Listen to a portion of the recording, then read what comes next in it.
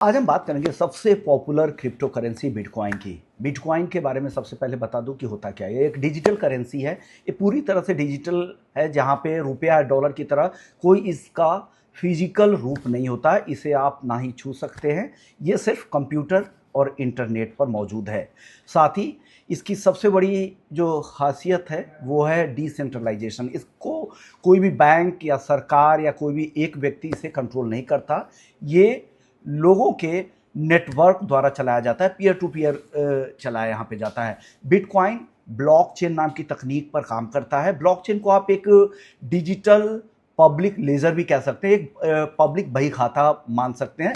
जब भी कोई व्यक्ति एक बिटकॉइन भेजता है तो उस ट्रांजैक्शन का रिकॉर्ड इस ब्लॉकचेन के लेजर में जमा हो जाता है और दुनिया भर के लाखों कंप्यूटर पर ये एक साथ सेव भी हो जाता है। इसलिए इसमें धोखाधड़ी या हेर फेर की गुंजाइश बिल्कुल कोई असंभव सा रहता है।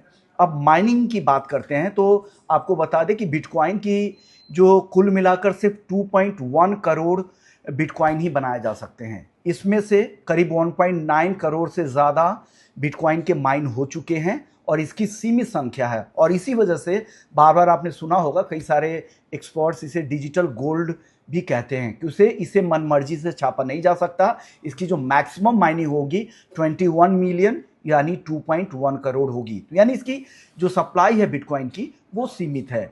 अब बात करते हैं बिटकॉइन भेजने वाले और पाने वाले का असली नाम नहीं दिखता है, बल्कि एक लंबा डिजिटल एड्रेस इसके लिए इस्तेमाल किया जाता है। ये क्रिप्टोग्राफी के जरिए इसे सिक्योर किया जाता है, जिससे इसे हैक करना बहुत ही मुश्किल होता है। शुरुआत में इसे सिर्फ इंटरनेट पर कोई कुछ भी खरीदने के लिए बनाया गया था, लेकिन आज लोग इसे निवेश के तौर पर देखते हैं और बड़ी बड़ी कंपनियां और संस्थागत निवेशक भी इसमें यहाँ पर पैसे लगाते रहते हैं। काम कैसे करता है एक बार इसके बारे में और बता दो कि तो ये ब्लॉकचेन के जरिए काम करता है, एक डिजिटल पब्लिक लेजर के जरिए काम करता है। दुनिया में होने वाले हर बिटकॉइन के ट्रांजैक्शन इस पे यहाँ पर लेन देन हो जाते हैं। लेकिन हाल में हमने देखा जिस तरह की गिरावट आई थी, तब लोगों के ने ये एक्सपर्ट्स ने कहना शुरू कर दिया कि बिटकॉइन की जो सप्लाई है वो सीमित है और इस वजह से सबसे ज़्यादा यहाँ पर फ़ायदा आने वाले समय में मिल सकता है। एक बेहतर मौका यहाँ पर दिख सकता है।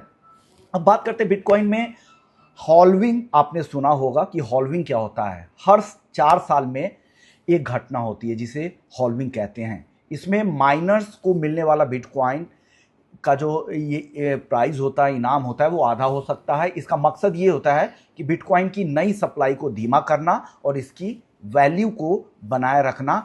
आखिरी बार जो हॉल्विंग हुई थी 2024 में हुई थी। इसके फायदे और नुकसान ये होते हैं कि दुनिया में कहीं भी किसी को भी बिना बैंक के पैसे भेजे जा सकते हैं। लंबी अवधि में इसने निवेशकों को रिटर्न दिया है, लेकिन हम देख रहे हैं कि पिछले कुछ महीने से इसमें काफ़ी ज़्यादा गिरावट दिख रही है। अब बिटकॉइन के बारे में हम एक चीज़ और बता दूं कि इसकी शुरुआत कब हुई थी। बिटकॉइन की जो शुरुआत हुई थी साल 2009 में हुई थी और 31 अक्टूबर 2008 में सातोशी नाकामोतो एक नाम की एक अज्ञात ग्रुप ने इंटरनेट पर बिटकॉइन का वाइट पेपर पब्लिश किया था और इसमें बताया गया था कि ये डिजिटल करेंसी कैसे काम करेगी। और फिर 3 जनवरी 2009 फिर इस दिन बिटकॉइन का पहला ब्लॉक यहाँ पर लॉन्च किया गया था, यानी पहली बार इसकी माइनिंग की गई थी। उसके बाद अब की कहानी आप जानते ही है कि इसकी वैल्यू $1 से भी कम हुआ करती थी और उसके बाद हमने देखा कि $1.25 लाख तक की ऊंचाई तक गया और फिर वापस से गिरकर $65,000 तक आ चुका है।